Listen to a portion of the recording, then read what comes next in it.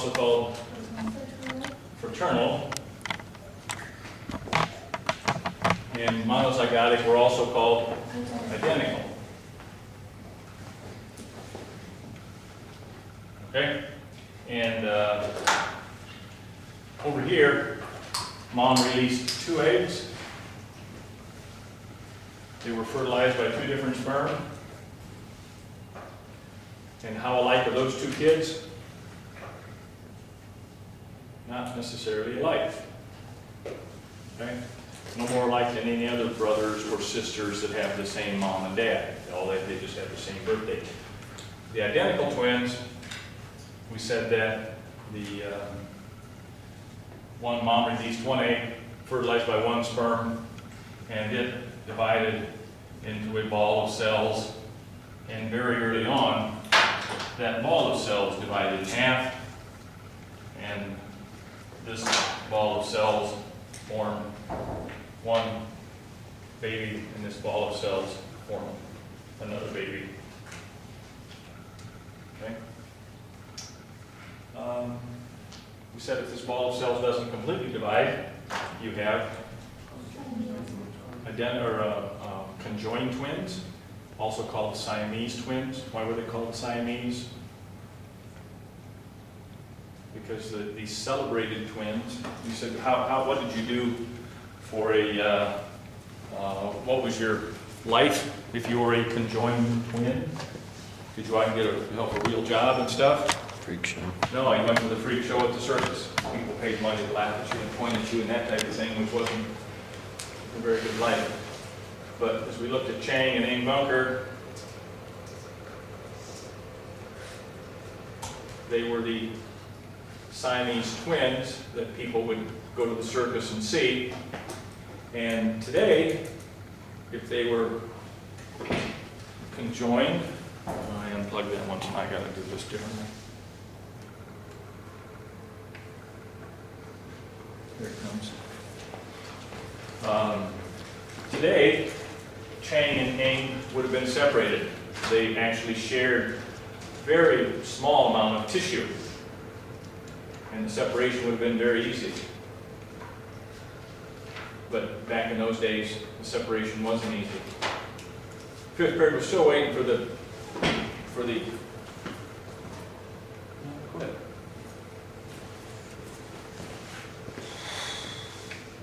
Let's try it again.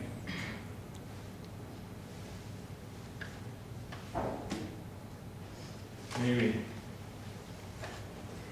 Now it's blinking again.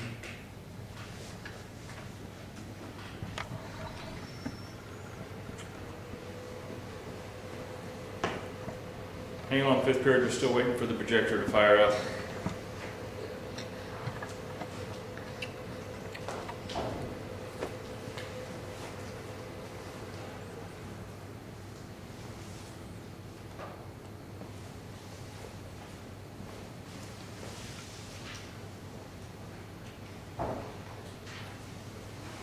This is because I unplugged it accidentally.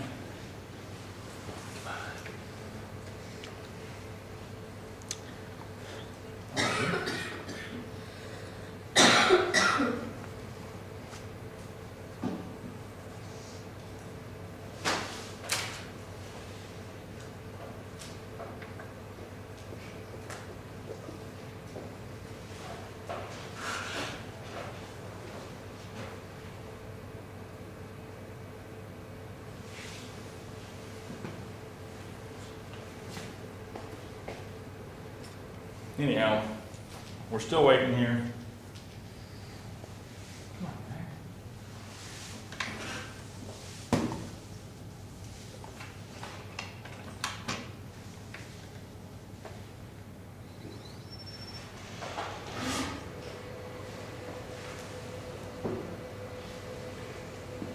man. Now maybe. Well, while we're waiting for that. Most kids born in one pregnancy and survive was in Carlisle, Iowa. what would you call it if you had 7 kids? You'd call it what? It's not twins, it's not triplets, it's not quadruplets, it's septuplets. Okay? And the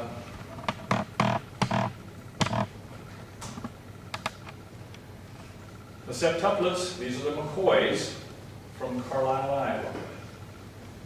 And here they are. This is a pretty recent picture. The McCoys were born about 18 years ago, and they're actually graduating from Carlisle High School this spring.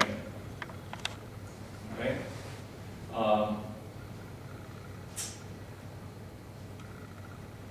In this case, mom was taking fertility pills. Mom was having trouble getting pregnant. By the way, there's one older sister. Must be this one, I think, is an older sister. So 1, 2, 3, 4, 5, 6, 7. Yeah, I think that's an older sister. And the rest of them are the septuplets. And mom was taking fertility pills. She was having trouble getting pregnant. So what happened, because of the influence of fertility pills, instead of releasing 2 eggs, she released 7 eggs. And all 7 were fertilized. And she was carrying 7 babies.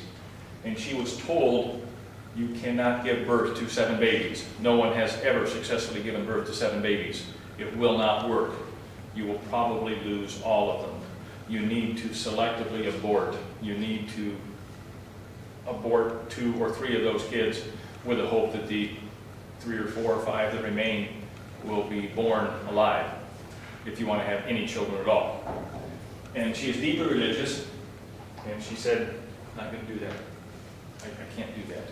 You know, if God wills that I have all 7 babies, fine. If God wills that none of them survive, I'll have to deal with that.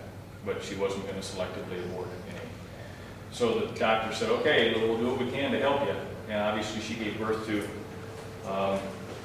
7 babies, and obviously they've all survived through high school age here. If we go back to her, here's, they call them baby A, B, C, D, E, F, G. They all weigh anywhere, looks like 2 pounds, 5 ounces was the smallest one, and 3 pounds, 4 ounces was the biggest one. And that's not a terrible size baby. I mean, 2 pounds is a small baby, don't get me wrong. But they all survived. And so it's been kind of interesting. I don't know how you begin to raise 7 babies. I don't know how you do that. Since that time, another lady named Octomom, this is a little freakier, she was in California, and Octomom had 8 babies.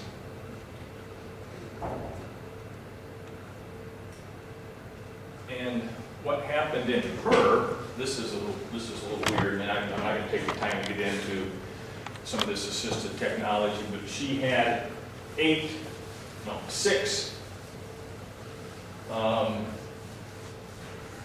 embryos that were frozen, called in vitro fertilization. So she had 6 that were frozen, and she went to her doctor and said, and she was single, did not have a job, did not have a husband, any of that kind of stuff. She had 2 or 3 or 4 kids already by in vitro fertilization. She said, I want you to put those 6 embryos back inside of me. They were her property, so to speak. Okay? They were fertilized by a sperm donor who had filled out all the proper paperwork and guaranteed he had no financial responsibility for them. Even though he was the biological father for them, he had no responsibility in terms of raising them, providing for them, anything like that. So the doctors put those 6 back inside of her, and they all started to grow and divide. And in fact, 2 of them split. So she ends up with these 4 are twins, fraternal, to these two are identical, and these two are identical.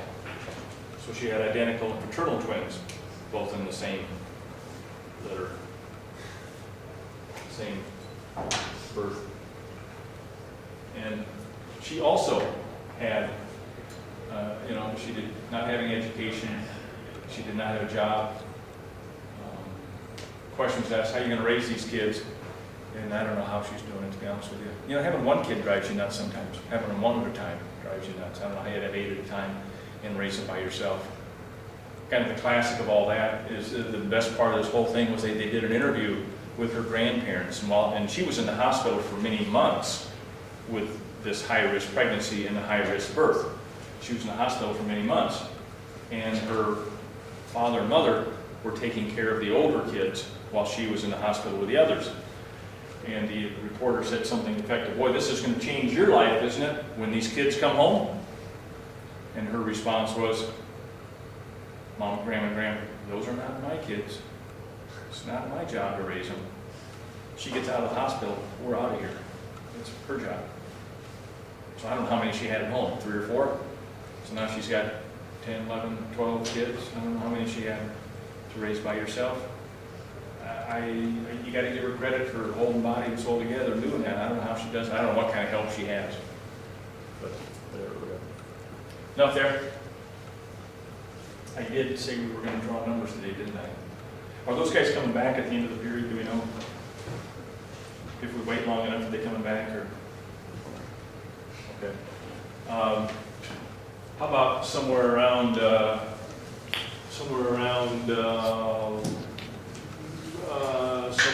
1:45, we'll stop and draw numbers and talk about the projects. How's that?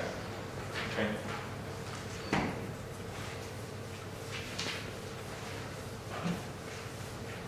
Are you the way you are because of your genetics?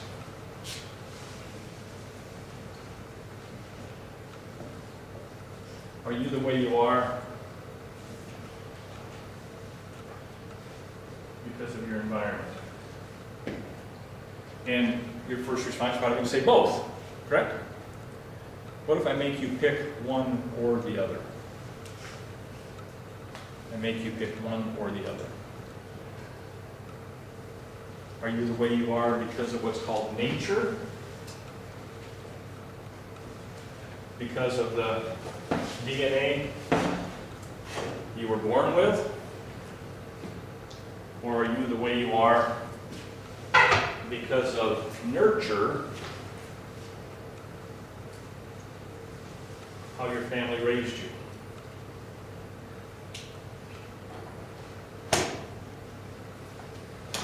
Nature and nurture, genetics or environment. How many like genetics? You have to like one or the other. How many like nurture? The way you were raised. Okay, so almost all of you. I don't think you voted, but almost everybody is saying because of how you were raised. Okay, this debate, this question has been out there for a long time. So there was this thing called the Minnesota Twin Study. And the Minnesota Twin Study, what they did, and this is actually an old study, but if you're studying twins, it takes you a long time. I mean, you can't, you start, it's not something you can do in just very quickly. So this Minnesota Twin Study started a long time ago, okay? Let me go back here.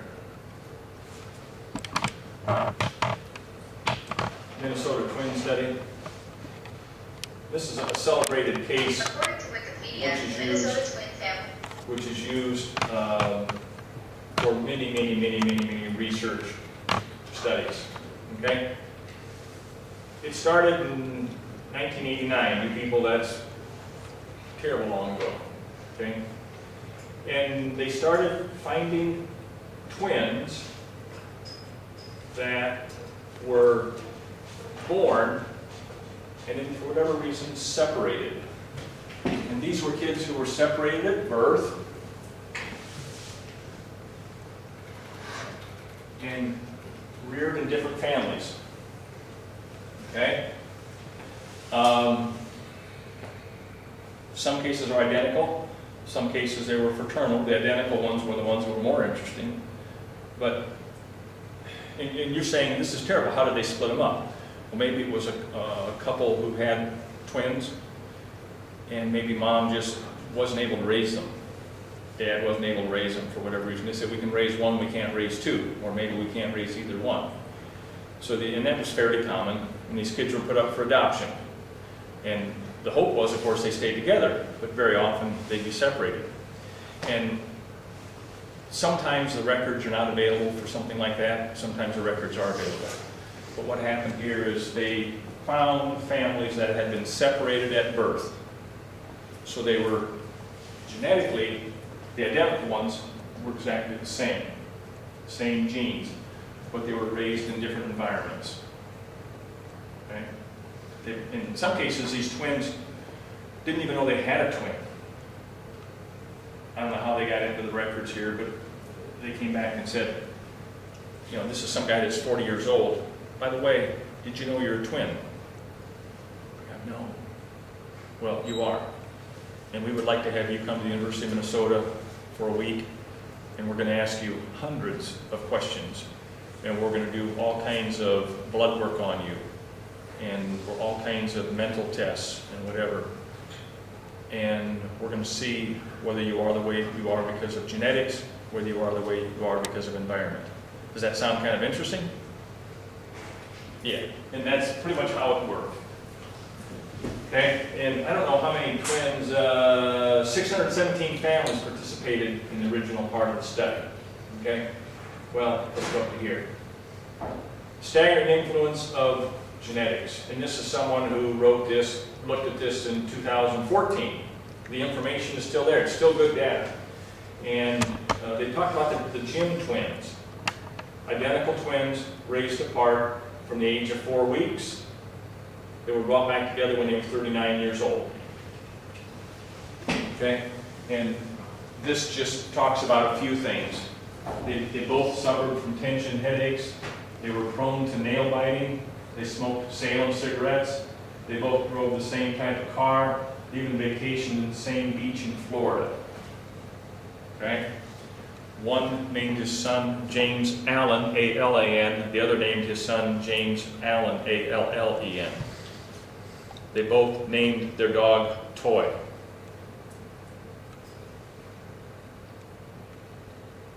Do you have genes that say what kind of car you're going to drive? Do you have genes that say what you're going to name your dog? There was a bunch of other stuff that they were probably the most unique of these twins. Okay, but there were lots of other examples of things like those. They found, I can't remember what their twins' names were, another set of twins. When they brought them back together, they were both wearing 7 rings on identical fingers. They had never met each other before. And they're both, when the first time they met, they were both wearing 7 rings on the identical fingers. Is that just a fluke of asking somebody 1,000 questions? Just a fluke? Or is there something genetically that says you like rings?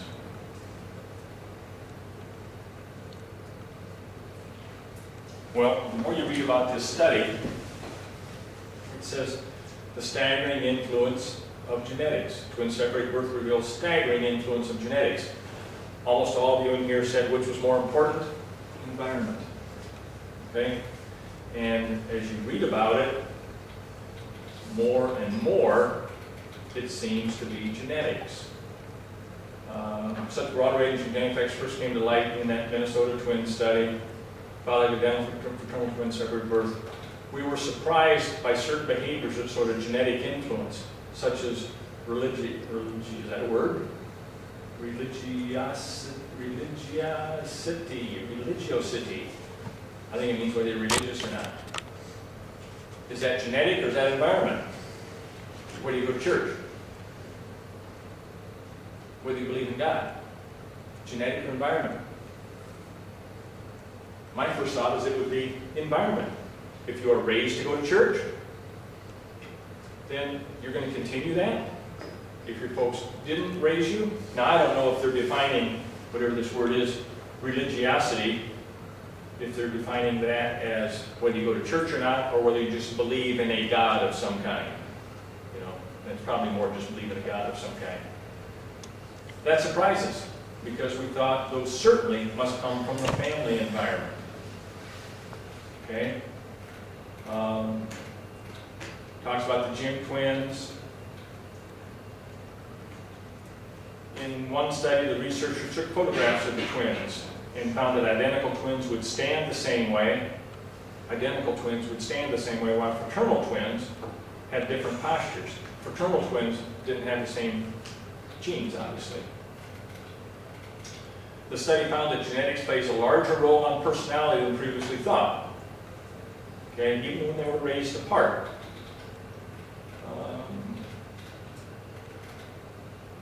Another study looked at genetics and IQ. The Minnesota researchers found that about 70% of your IQ variation was due to genetic differences. 30% was due to the environment. Even your IQ determined by genetics.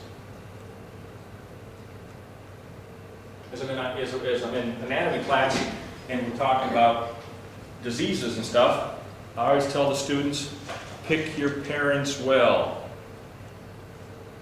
Pick your parents well, because they're giving you all of your genes. And I tend to be one who agrees with this Minnesota study that says a high percent of what you are was determined when sperm met egg. A high percent of us was determined when fertilization took place. A high percent of us determined by your DNA.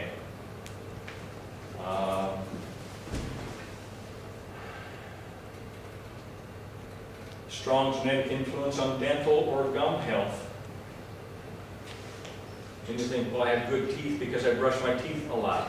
The reason I brush my teeth a lot is because my mom told me to do that when I was a little kid. It was a result of the environment I was raised in. And maybe not. Happiness and well-being had a 50% genetic influence. And you tend to think, I'm happy because of the environment I'm in. I'm happy because of how I'm raised. But maybe you're happy because of your genetics. This freaks me out, by the way, guys. I mean, it's cool. But I don't know. Minnesota study gave scientists a new understanding of the role of genes in the environment. In the future, they'll do more of these twin studies, and there's always more research to be done. Comments?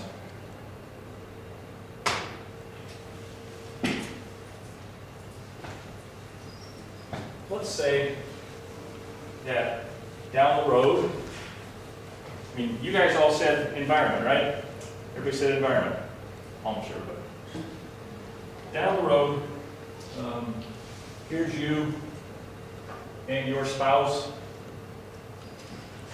and you and your husband, wife, have been married for a number of years, trying to have babies. No babies come along. Okay? And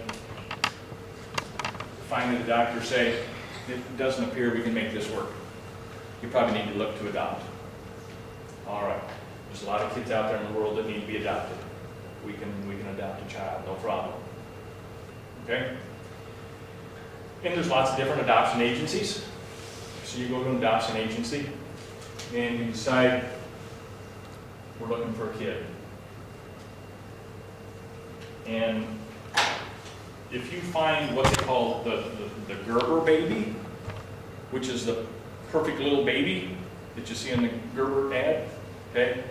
Sometimes those are kind of hard to find. Okay, so you've been waiting a long time. But they say, we had a kid for you. And the baby was just born. You're welcome to bring it home, take it home, love it, put it in your environment. Okay? And so you go to the hospital, you're just ready to pick this kid up, and you say, can we know anything about the mom and dad? And they may or may not share information with you. But in this case, they say, sure. We can show you a picture of the dad.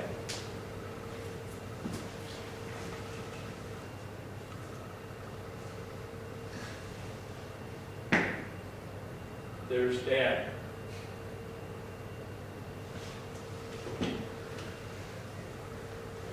It's mean, isn't it? You've been waiting years for your little kid. Been waiting for years for your little kid. What do you think?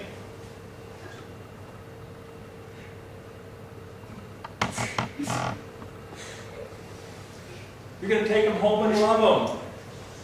Right? You're going to raise them in your family. Dad's out of the picture.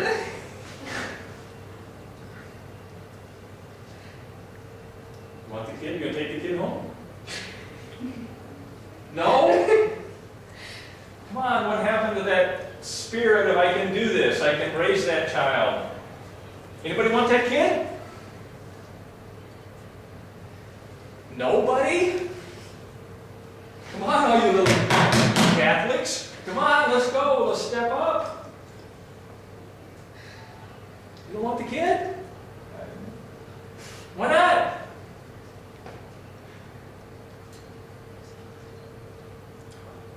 I mean, just give him some teeth, he'd be all right. You know? This isn't very nice of me, is it? This isn't very nice to pick on you like this. You're nice people. Can you read the caption? Inbreeding. Still thinking about your hot cousin? Okay? Not very nice. Is inbreeding an issue in the world? Yeah. Inbreeding means you're having children with your closely related. Now, I don't know.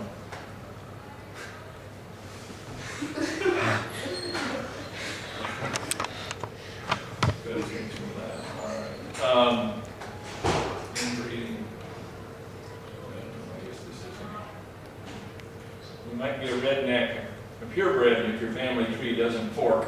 Okay? You don't have any branches in your family tree. All right, let's go back there again. Where'd those guys go? I lost them. Where'd they go? There they are. We better keep those guys around here. I guess that's same picture, different. I don't know where that other one went. Anyhow.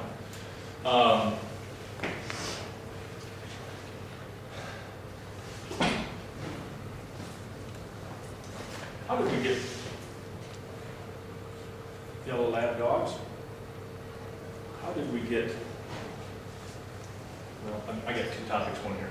Inbreeding means you are having children with someone who's genetically close to you. Now, let's take this away from people because that's kind of nasty. Let's not go to the people one. Okay? Let's go to animals. Okay. How did we get this group of dogs known as Labrador Retrievers? How did we get this group of dogs known as Dachshunds? How did we get, pardon? How did we get, what was the word? Inbreeding. In that case, you don't call it inbreeding, you call it line breeding. Okay? And this works, by the way, it works with plants, it works with animals, could work with people. Here's a bunch of dogs. Big dogs, little dogs, different sized dogs, different colored dogs, okay? And somebody along the line decided they want a dog that could swim in cold water, that could chase ducks, retrieve. They were looking for a dog to take duck hunting with them. Okay? So out of all of these wild dogs, they found the one that had the traits they wanted. It had the right hair coat, it had the right color, the right disposition, the right temperament, the right strength, and they crossed that with another dog that was just like it. Okay? And they forgot about all these others.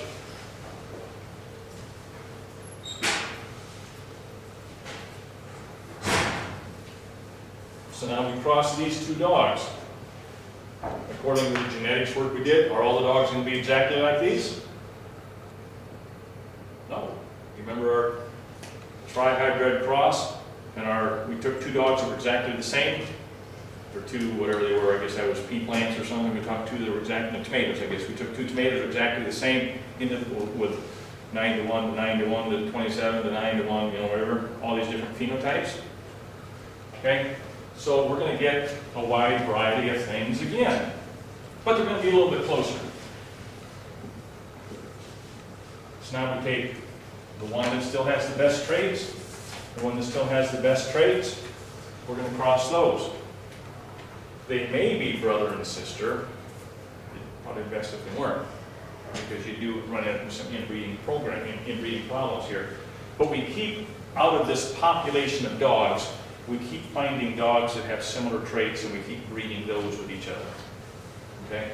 In animals, this is called line breeding, which means you keep taking animals that are very similar, you keep taking plants that are very similar, and cross them with each other.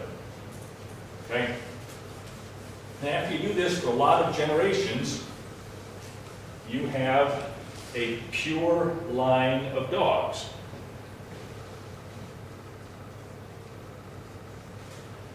Which means you have a dog that has all of the traits of a yellow lab, or all of the traits of a collie. And you know that when you cross this lab with this lab, you're going to get labs. That's a pure line. And it's because of line breeding. You've crossed an animal like itself. And this is done very commonly with plants. If you're trying to trying to grow a tomato plant that has big tomatoes on it, you take these two plants that have very similar traits, you cross those, you get one that has big tomatoes, okay? Whatever desirable trait it is you want. Can we raise purebred dogs? Do you have a purebred dog at home? How many of you have dogs at home? What kind? Half Yorkie, half Maltese. Okay, so its parents were Yorkies over here. And when you cross this dog with this dog, you get another Yorkie. Cross this dog with this dog, you get another Yorkie. Okay, and Maltese.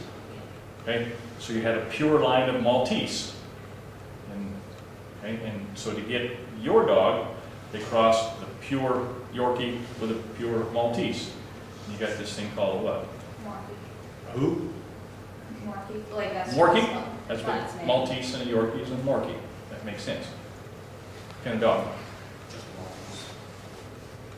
Maltese? Same thing? Good. Mm-hmm. Cool. All right. What kind of dogs? Black lab and yellow lab. Okay. And the genetics of labs is kind of cool too. You raise labs or anything? If you raise them, I'd have to read about this a little bit, but blacks and yellows can produce both blacks and yellows. Or you can get browns in there too. I don't remember. It's not a dominant recessive sort of thing in lab colors. But eventually you end up with these dogs that Labrador Retriever. A lot of people really like purebred dogs.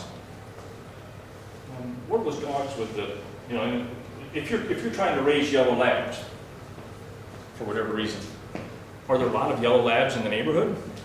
A lot of yellow labs in Iowa? A lot of yellow labs in the world? Yeah, there's a lot of them to choose from. Okay? What are the dogs that have that hair that you pull up over their head? It's real thin, a lot of skin.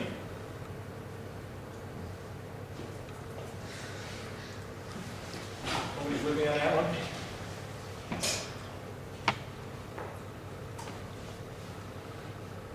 No.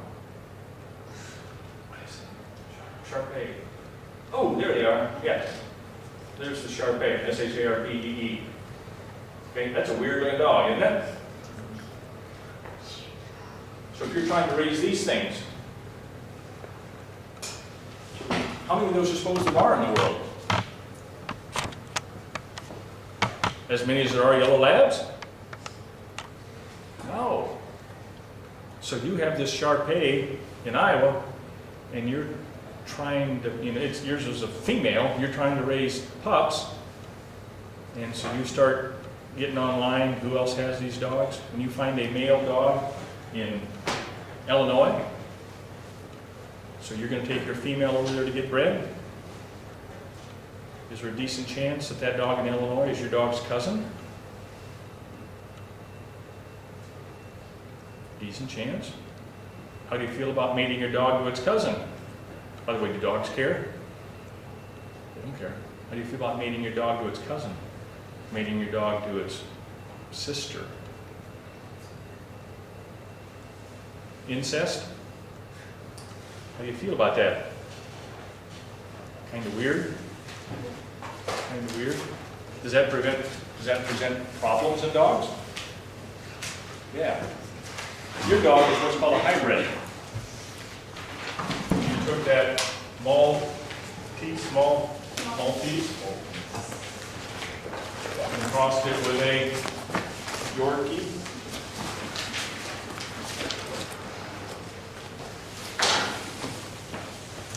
You call it a Morkie.